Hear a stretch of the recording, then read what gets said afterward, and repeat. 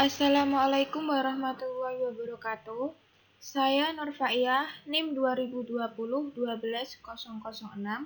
dari kelas akuntansi A. Di sini saya akan menjelaskan bab manajemen pengantar mengenai fungsi staffing. A. Definisi staffing. Staffing adalah usaha untuk mengisi dan memenuhi kebutuhan tenaga kerja manusia dalam suatu organisasi.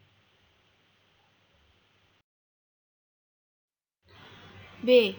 Macam-macam kegiatan staffing. Ada 7 kegiatan, yaitu 1.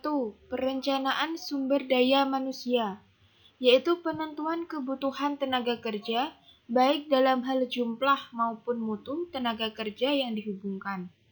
2. Penarikan, yaitu penentuan sumber-sumber tenaga kerja yang akan ditarik. 3. Seleksi, mengadakan seleksi terhadap para pelamar. 4.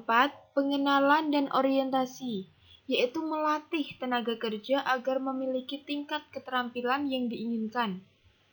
5. Pemberian balas jasa dan penghargaan, yaitu pemberian balas jasa yang layak kepada tenaga kerja.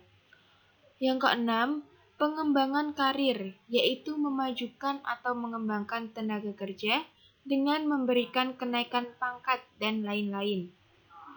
Yang ketujuh, memanfaatkan tenaga kerja yang ada dalam organisasi sebaik mungkin. C. Perencanaan sumber daya manusia. Ada 4 langkah pokok perencanaan sumber daya manusia, yaitu 1. Untuk kebutuhan masa depan. 2. Untuk keseimbangan masa depan. 3. Untuk pengadaan, seleksi, dan pemberhentian. 4. Untuk pengembangan. Untuk menyelesaikan langkah-langkah ini, harus dipertimbangkan dengan 2 faktor. Yang pertama, rencana strategi dasar organisasi. Yang kedua, perubahan lingkungan. Dan paling tidak ada 2 macam kebutuhan tenaga kerja dalam organisasi, yaitu 1. Kebutuhan akan tenaga kerja staf atau manajerial. 2. Kebutuhan akan tenaga operasional. D. Penarikan atau rekrutmen. Salah satu bagian yang terpenting dari proses rekrutmen adalah pengembangan suatu pernyataan tertulis mengenai isi dan lokasi dari setiap pekerjaan.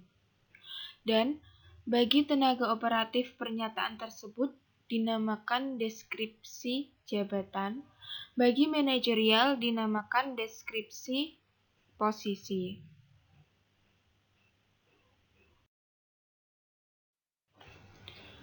Selanjutnya, E. Sumber tenaga kerja. Sumber tenaga kerja dibagi menjadi 2, yaitu sumber dari dalam dan sumber dari luar. Sumber dari dalam terdiri dari 1. Pengangkatan atau promosi. 2. Pemindahan atau transfer. 3. Penataran atau upgrading. 4.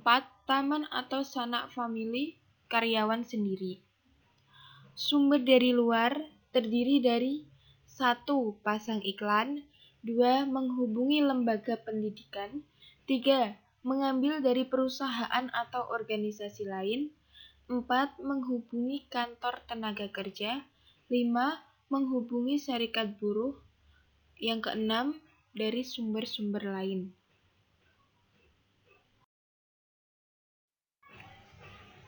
F. Seleksi. Ada 2 metode yang dipergunakan untuk menyaring calon-calon pelamar, yaitu A. Metode gawang berantai. Metode ini adalah metode seleksi di mana calon pegawai diseleksi secara bertahap. Calon yang diterima menjadi pegawai adalah calon yang telah lulus dari setiap tahap seleksi yang diadakan organisasi. B. Metode kompensatori.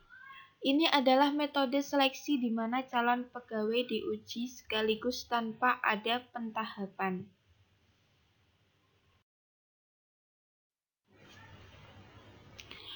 G.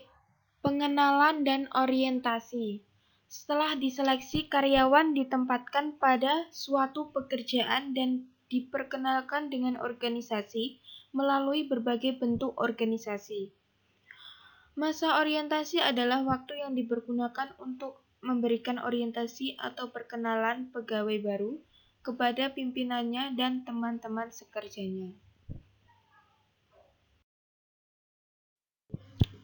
Selanjutnya, latihan dan pengembangan. Ada banyak cara untuk melatih pegawai dalam suatu organisasi. Di antaranya yaitu 1. Metode pelatihan di tempat kerja atau on the job training. Yang kedua, pelatihan di luar tempat kerja atau off the job training. Contohnya adalah self study, tugas belajar, upgrading, magang, dan lain-lain.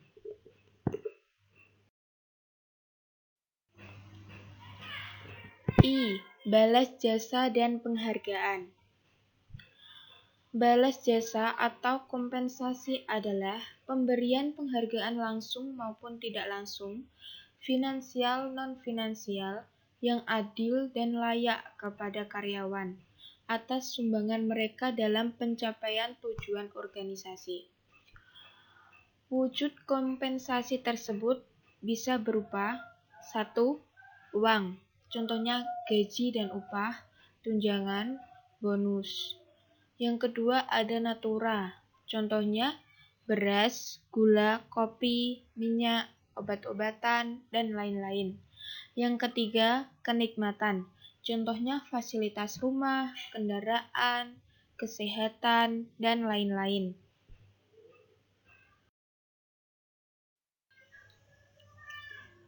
J.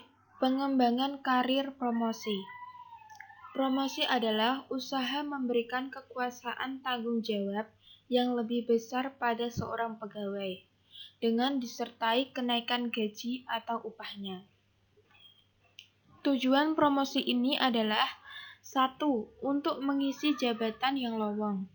2. Untuk memotivasi pegawai agar mampu meningkatkan prestasinya lebih tinggi lagi.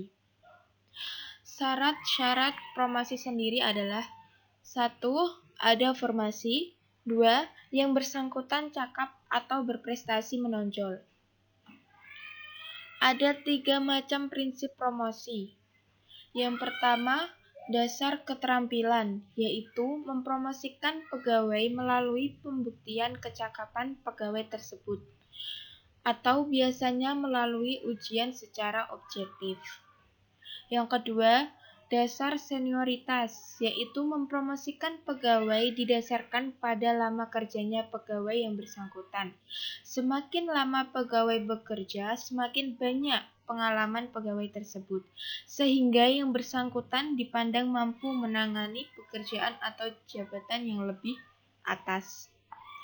Yang ketiga, dasar teman, yaitu pegawai yang akan dipromosikan dipilih dari mereka yang masih memiliki hubungan famili, teman dekat, atau yang sealiran dengan pimpinan. Selanjutnya, transfer. Transfer atau pemindahan pegawai adalah usaha untuk meningkatkan kembali pegawai pada jabatan yang paling sesuai dengan latar belakang pribadi pegawai yang bersangkutan. Ada 2 alasan pokok transfer atau pemindahan pegawai, yaitu yang pertama karena permintaan sendiri pegawai yang bersangkutan. Yang kedua karena ingin dari pemimpin sendiri.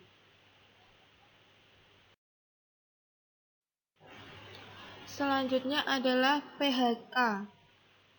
Pemberhentian pegawai atau PHK adalah keputusan pemutusan hubungan kerja antara pihak perusahaan atau organisasi dengan karyawannya. Alasan pemutusan hubungan kerja itu sendiri adalah yang pertama, permintaan pegawai sendiri. Yang kedua, keputusan perusahaan atau organisasi. Yang ketiga, pegawai meninggal dunia. Yang keempat, telah habis jangka waktu kontrak kerjanya. Tujuan pensiun.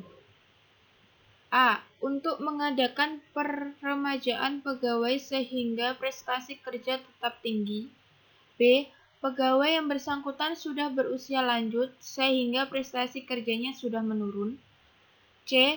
Pegawai menderita cacat yang tidak memungkinkan untuk bisa bekerja dengan normal. D. Posisinya akan diganti oleh pegawai yang lebih bermanfaat. Sekian dan terima kasih. Semoga video ini bermanfaat untuk kalian semua yang menonton. Wassalamualaikum warahmatullahi wabarakatuh.